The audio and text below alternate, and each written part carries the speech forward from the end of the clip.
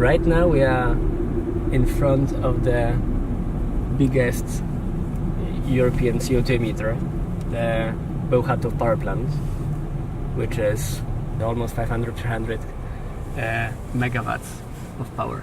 Together with another mine in the south, this company is responsible for 79% of all lignite in Poland. By far the biggest impact is the mining depression cone. So in order to get the lignite, to suck all the water both from above and under it, so the pit stays dry.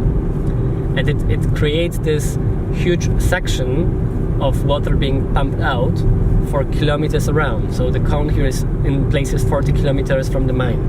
We are in front of the biggest lignite open pit mine in Poland, and the second biggest in Europe. It's called Bełchatów.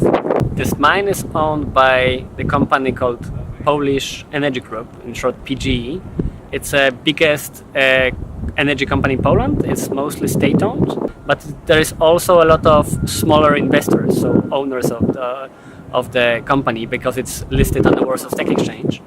Very recently, last month, Nordic Sovereign Wealth Fund blacklisted and divested fully from the company PGE, saying that this is too much of the environmental and climate impact. To generally, I would want to say two things. This company is not only operating Bełchatów mine, it's trying to build similar new mines around Poland and building new power plants. So it's completely not respecting any climate targets or reality. I would want generally to divest fully from the company and not provide any insurance to any of the company's operations. Can you see there? We are in Turów. This big power station belongs to PGE, and you can see not only a power station, you can see an open cast mine, one of the biggest open cast mine in Europe. Polish newspapers, Polish TV, they do not want to tell about pollutions because of politics. Polish politics is pro coal. The lobby is very big, they have a lot of money to make advertisements. You can see these power stations here.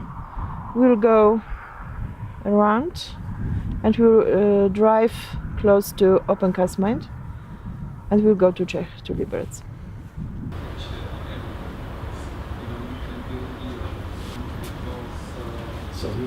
Tak důl Turów, jenom předejdu té otázce, tak je jedním z nejžhavějších témat v současnosti v Libereckém kraji.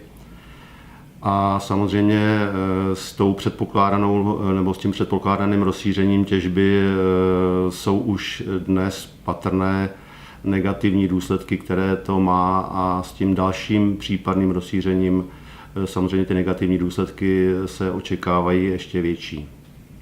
Hlavním negativním dopadem, takovým spíš ještě očekávanějším, ale spíš nejvážnějším asi je významný pokles hladiny spodních vod nebo podzemních vod. Vzhledem k tomu, že povolení toho dolu nebo důl Turów má povolení k těžbě do roku 2020 a předpoklad je, že by mohl dostat další povolení do roku 2044, a s tím by mělo přijít další prohloubení toho dolu, přiblížení se k českým hranicím, prohloubení toho dolu, nahradit ty zdroje jinými zdroji, přivést tu vodu, zajistit to zásobování pitnou vodou těch 30 000 obyvatel, které jsou v tom regionu, které se předpokládá ten největší dopad negativní. Dobrý den, jmenuji se Josef Jelínek, bydlíme ve Frýdlantě nebo na okraji Frýdlantu a máme zde určité problémy s vodou už poslední asi tak 2-3 roky. Jestli se chcete podívat, můžeme. Huh. 13 metrů má stup. Ne, nejde, tam není voda. Není voda. Měli jsme pramen silnej i tamhle z té strany, je to zajímavý, od Višňový z kopce dolů, a ten se ztratil. Ten zmizel. Výborně. Okay. Moje jméno je Petr Lišár a jsem výkonným ředitelem Frýdlantské vodárenské společnosti, která provozuje vodovody a kanalizaci na území části Libereckého kraje, což je tady Frýdlantsko, a je to 18 obcí. Toto je ten lom, problematický lom Turów, kde má dojít k tomu rozšíření těžby směrem Frýdlansku a směrem k Hrádecku.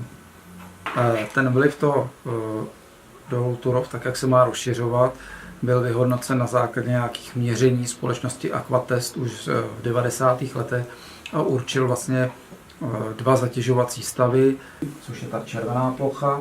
Dochází k deficitu pitné vody ve výši 11 až 14 litrů za vteřinu podle rozsahu.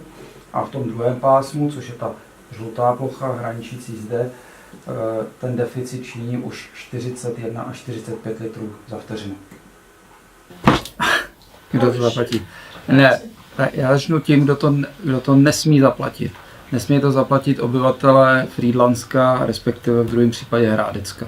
Ten, kdo chce těžit to uhlí, tak si musí být vědom toho vlivu a ten by to měl zaplatit. My name is Pavel Farský. I am voice mayor town of Hradec nad Nisou. Za námi se nachází elektrárna společnosti PGE a vlastně mezi elektrárnou a námi je důl hnědouhelný, který není bohužel vidět, protože, nebo asi bohu dík není vidět, protože je schován za vegetací. Tak plán je jednak zahloubit důl hnědouhelný. Predikce je o nějakých 80 metrů do hloubky, což je opravdu hodně. A další plán je rozšířit tento důl a rozšířit by se měl až po tu ulici, po tu silnici, kde vidíte jezdit ty vozidla. Primární dopad je ztráta vody.